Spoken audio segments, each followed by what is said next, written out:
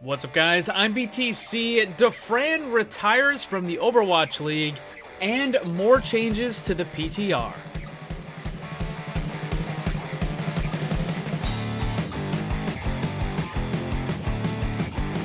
Let's start with Dafran and his leaving the Overwatch League. Now, he's still going to be kind of participating.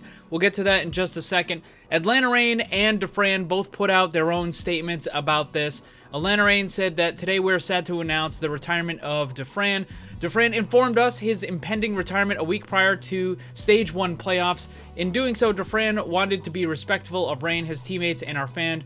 With his focus set on popping off one last time, Dafran truly wanted to give it his all during the playoffs and didn't desire to draw attention to himself while we were still playing. They continue by saying while he isn't going to be a player in the league anymore, he's still going to be working with the Atlanta Reign in official capacity as a representative on their stream team. So this is what a bunch of other high-profile streamers have been doing. They're not playing in the league for whatever variety of reasons, but they're still officially representing one of the teams as a way to promote that team through their streaming. So this is going to be a much more kind of casual way of him interacting with the team. Dafran himself put out a statement saying that he's very grateful for Atlanta Reign giving him the opportunity and that being a pro player was one of his dreams, but at this point in time in his life, he would just much rather be a streamer than a pro player. He talks a little about the future. He says there's going to be more longer and consistent streams. We get the Pepe's back, EU streaming schedule, and Overwatch is still going to be his main game, but more variety will most likely be included. Now, if you don't know what he's talking about with the Pepe things, Blizzard decided to take the hilariously absurd stance that the Pepe is somehow a hate symbol. It's ridiculous. No normal person believes that. But they started blocking lots of emotes, memes, and even just normal words in their Twitch chat. So they kind of like got rid of all that. So now that he's not in the Overwatch League anymore, he can bring that stuff back. That's basically what he's getting at. And that leads me to something that I briefly want to mention, which is the Overwatch League. I think the best way to explain it is that it's very sanitized. And Dafran brought a lot of energy and genuine fun, whereas a lot of the other humor and things that the Overwatch League tries to do seems really staged and fake. And I guess it kind of reminds me, like some of the little things that they do, it reminds me of a high school drama club that makes a video of some sort of skit that runs during the early morning homeroom class. And everyone looks at it and it's just kind of like cringe and it's like, okay. But with Dafran, it was spontaneous. It was fun. And I think that's something that the Overwatch League needs more of. And now that he's leaving, well, I think that it's unfortunate that the Overwatch League is going to be losing him. Moving on to the PTR, there are a bunch of changes. First up is the Paris map is now back to what it should normally be on the live version of the game. I covered this at length in a previous video. The old PTR had a nighttime, or at least basically the sunset version of the Paris map.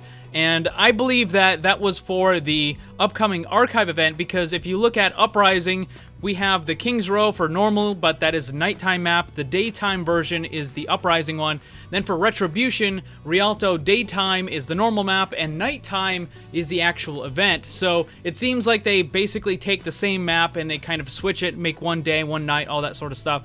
So it seems like they were prepping the Paris map for some sort of nighttime event, and now that's been changed, but there's no mention of it whatsoever in the patch notes at all. So they just changed it back and pretended it didn't happen. So could it be for the archives? Maybe. I kind of think it will. I guess we'll wait and see.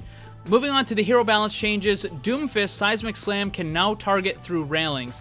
This isn't a massive change, but certainly is going to be way less frustrating when you're trying to attack someone and there's those breakable railings around there.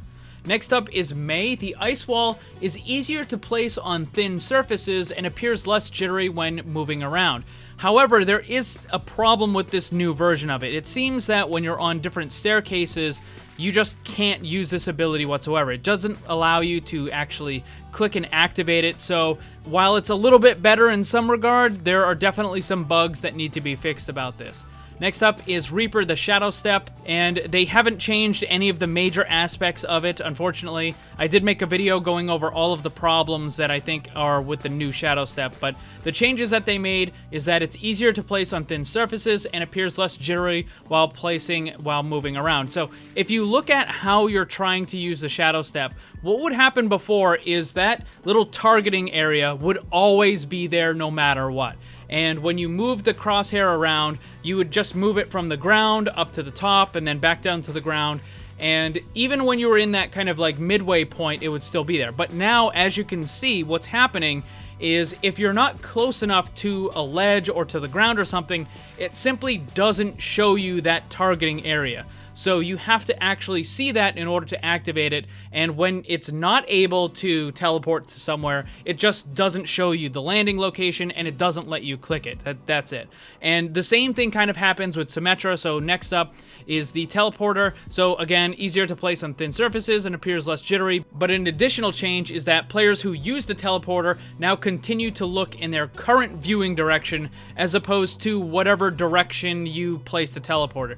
Because the way it used to work is you would place it and then they would pop out facing the direction that the teleporter wanted them to face, but now you can move around and control it before you go in there, so it just gives that player a little bit more control, so I think that's pretty good. There are a couple of bug fixes that also bear mentioning for Reaper and Symmetra, and that is when you would try to teleport to the very, very edge of something, sometimes you would just fall off. So with Reaper, he would fall off, or with Symmetra, the teleporter would fall off, but it seems like they've also fixed that as well, so now it's not just going to drop you off of that edge. About the new Shadow Step, I did make that video going over all of the problems with the new version of Shadow Step and proposing some possible solutions. So go and check that out. You'll see what all of the issues are and why the ability is still broken even in its new form. Also, what do you guys think about Dafran leaving the Overwatch League and the possibility of that archive event? Let me know down below. Thanks for watching, and if you'd like to see more, subscribe and hit that bell so you don't miss anything. Also, come hang out in my Discord server and my Twitch live stream. Special thanks to my Patreon supporters. If you'd like to see what kind of cool VIP rewards you can get, check the links down below. And remember, always blame the controller because it's never your fault.